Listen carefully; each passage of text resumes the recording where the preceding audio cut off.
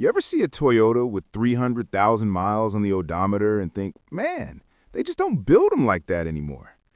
I used to believe that too, until I realized the truth. They do still build them like that. In fact, they've been building them that way for decades. But here's what most folks miss. That kind of longevity isn't just stamped into the metal at the factory. It's earned, one oil change, one smart decision, one winter rinse at a time. Let me tell you about Helen. Retired nurse, drives a 2007 Camry, just passed 342,000 miles last month. Still on the original engine, still on the original transmission, no major rebuilds, no catastrophic failures, just steady, consistent care. Now, contrast that with the 2018 RAV4 I saw towed into the junkyard last fall, abandoned at 110,000 miles because the head gasket blew from neglected cooling. Same brand, same engineering DNA, two completely different lifespans. And the only real difference? The person behind the wheel. After 30 years as a mechanic, wrenching on everything from beat-up Corollas to high-mileage Tundras, I can tell you this with absolute certainty. Toyota's legendary reliability isn't magic. It's a partnership. The factory gives you a rock-solid foundation, sure, but you decide how long that foundation holds up. And the best part? You don't need a garage full of tools or a six-figure salary to hit 300,000 miles. You just need to follow a few simple, consistent habits that most people overlook. Let's start with something most drivers never think about: fluids. Yeah, oil gets all the attention, and it should, but it's only one piece of the puzzle. Your coolant, transmission fluid, brake fluid, and even power steering fluid all break down over time, not just mileage. That lifetime transmission fluid Toyota mentions in the owner's manual, don't take that literally. It's a legal term, not a promise. In the real world, I've seen a sharp spike in transmission slippage, delayed shifting, and solenoid failures in Toyotas that never had their transmission fluid changed past 120,000 miles.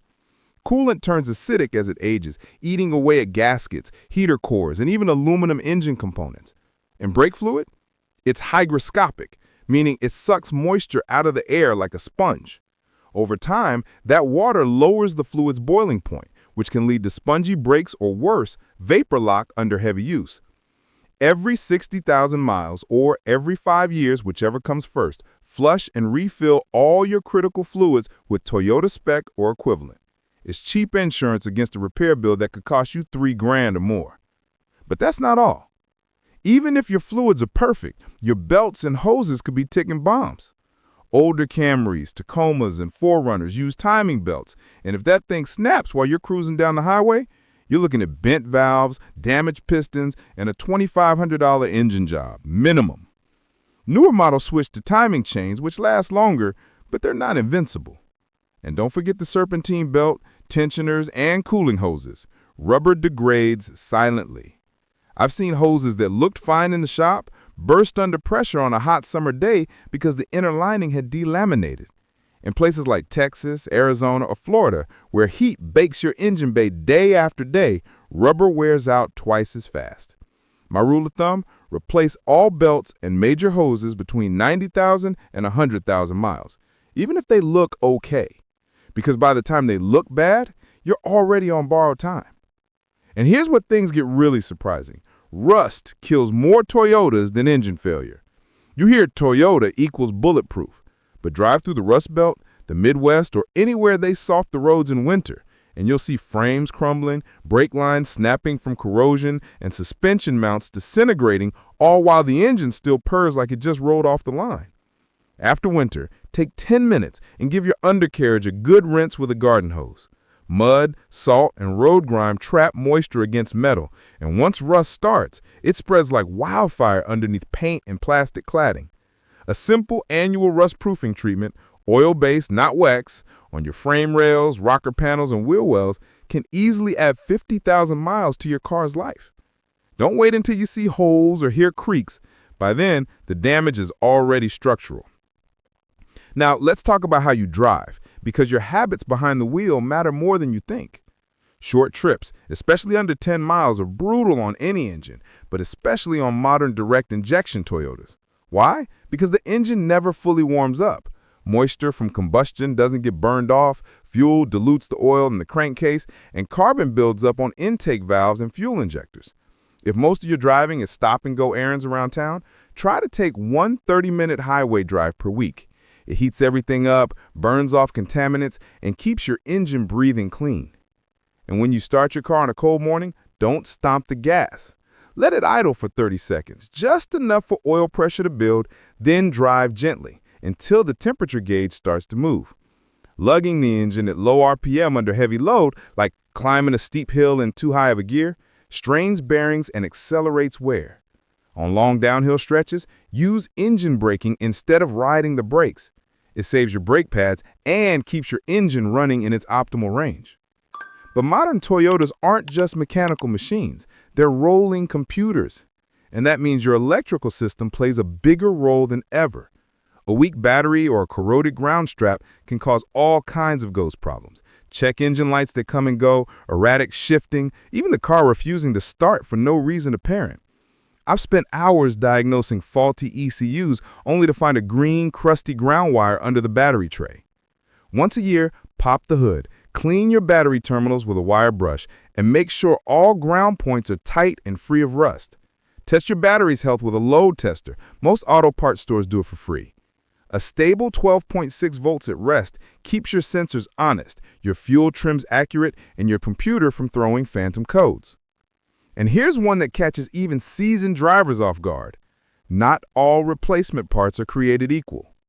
That $8 aftermarket oxygen sensor might screw in just fine, but if it's not calibrated to Toyota's narrow voltage range, it can throw off your air-fuel ratio for years. That leads to poor fuel economy, rough idling, carbon buildup, and, in extreme cases, catalytic converter meltdown. Same goes for oil filters, spark plugs, ignition coils, and even cabin air filters.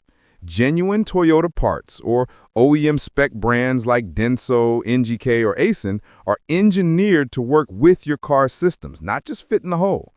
Yes, they cost a little more upfront, but over 200,000 miles, they prevent the kind of slow, invisible damage that adds up to big trouble down the road. So what does it really take to hit 300,000 miles? It's not about fancy tools or racing-grade oil. It's about consistency. It's about flushing your fluids before they turn acidic.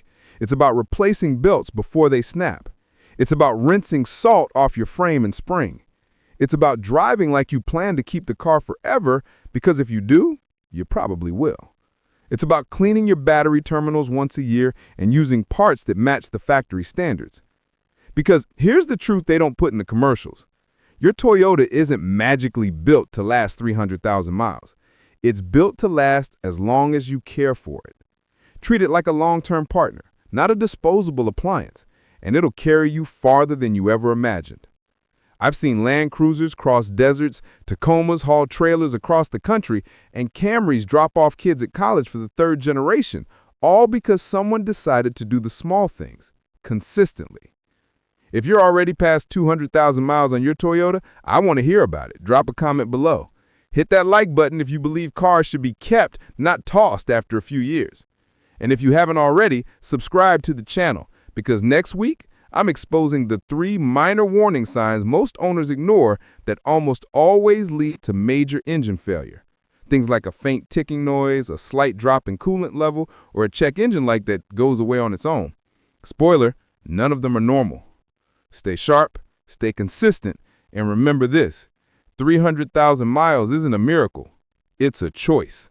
And it's one you can make today with your next oil change, your next drive, your next look under the hood. Your Toyota's waiting.